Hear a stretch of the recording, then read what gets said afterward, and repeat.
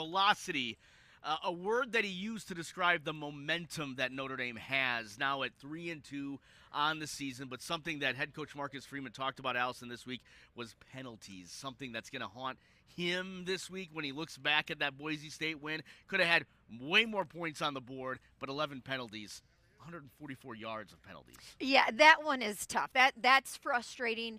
But I think, on defense, that was a sign of this team just playing faster and going after it and playing a little more loose. Sometimes when you're playing loose like that, some of those penalties are going to happen. I think the ones on offense, though, are the ones that those really sting. Those were costly. It may have led to some points being left on the field. But despite those penalties, the offense has, been relatively steady and putting up some serious numbers all season long, and it was the defense though that really sort of showed out last week and had a great game, and they're sort of moving in that right direction, holding Boise State to just 7 points. Not too shabby. ABC 57's Talia Baya joins us now to talk a little bit about what players had to say as the defensive unit, Talia, stepped their game up just in time.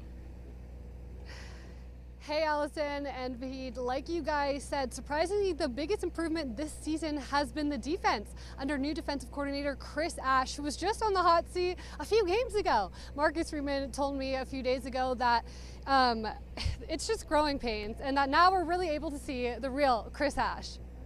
I wasn't surprised one bit, and the ability for him to stay steady as the leader, to rally the troops, to make decisions defensive personnel-wise, schematically, to help us play with more velocity. Notre Dame's defense came alive against Boise State, allowing just 315 total yards and 7 points against a top 10 total offense team.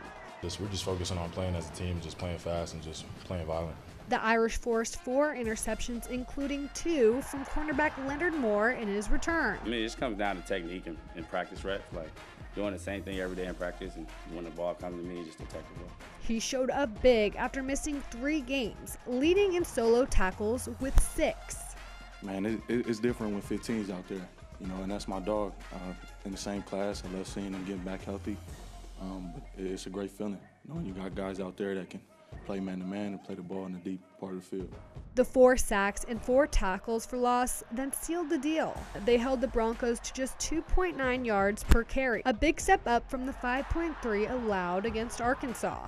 We just routine back to our ways, and then we just became hunters out there and just been savages the whole way. They also tightened up on 3rd down, holding the Broncos to only 40% conversions.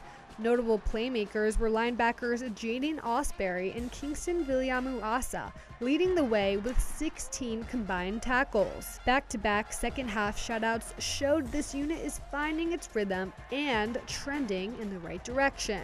It started off with a rough start a little bit, but then, we got back into it, and, we're doing great and everything, just being consistent. This will be another big challenge for the defense. The 4-2 NC State has some weapons. If you look at their quarterback, CJ Bailey, he stands at 6'6", and he's a very efficient passer, throwing for over 1,600 yards. And they got that running back, Hollywood Smothers, who's currently ranked 2nd in the nation in total rushing yards by the NCAA. Marcus Freeman told me that they will need to gang tackle him and use proper angles against him. But coming up next, I will be breaking down the offense and how they need to bring that fireworks show like they did against Arkansas. But for now, reporting live from the campus of Notre Dame, I'm Talia Baya. Back to the desk.